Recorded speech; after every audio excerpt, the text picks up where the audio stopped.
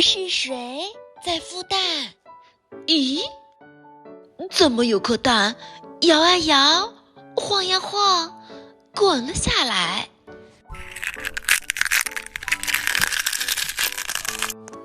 嗨，小朋友们好！今天优秀妈妈要分享的绘本故事呢是不一样又怎么样？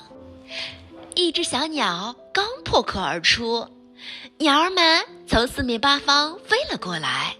它们问道：你是谁？你是什么鸟？你的妈妈呢？刚破壳的小鸟看了看它们，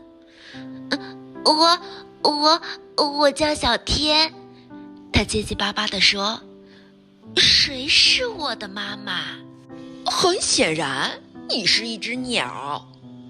猫头鹰大师说：但是你的妈妈不在这里。他看了看四周，问道：是鸟就得飞，我们谁来教它飞行呢？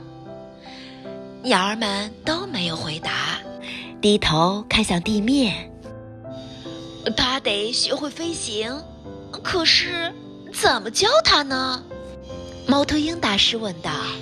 我的宝宝学习飞行的时候，我会让他们先试着跳一跳。黑鸟妈妈叽叽喳喳地说，鸟儿们都跟着点头，这个主意听上去不错。过来吧，小家伙，我来教你。可是小天没有听见他说的话。我知道，鸭子爸爸叫了起来。在起飞前，我通常会先跑上很长一段距离。围观的鸟儿们都跟着点头，这也许是个好办法。不过小天也没有在意。鸭子爸爸做起了示范，他一边跑一边用力拍打着翅膀。看，这多简单啊！他大叫着说。不过小天的注意力没有在他身上，鸟儿们开始小声议论起来。他只是不想学，连试都不肯试一下。我的孩子比他认真多了，黑鸟妈妈嘟囔着。小天依然没有留意到大家的讨论。我知道他为什么不能飞，鹰夫人说，这个小家伙需要一双更大的翅膀。鸟儿们都跟着点头，于是大家开始收集羽毛和树枝，准备为小天做一双翅膀。等一下，这时小天有些犹豫了，不过没有人听见他的话。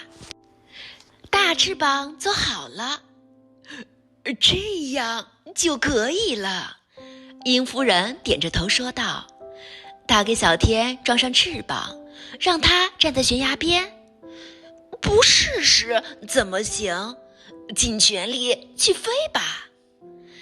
小天往悬崖下面看了看。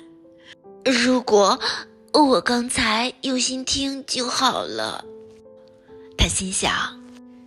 小天慢慢地上下扇动翅膀，它摇摇晃晃的，怎么也站不稳，翅膀来回摆动，看上去很危险，羽毛也飞得到处都是。突然，小天甩掉翅膀，大喊：我再也不想飞了！就在这时，小天突然听见一个声音在呼唤他。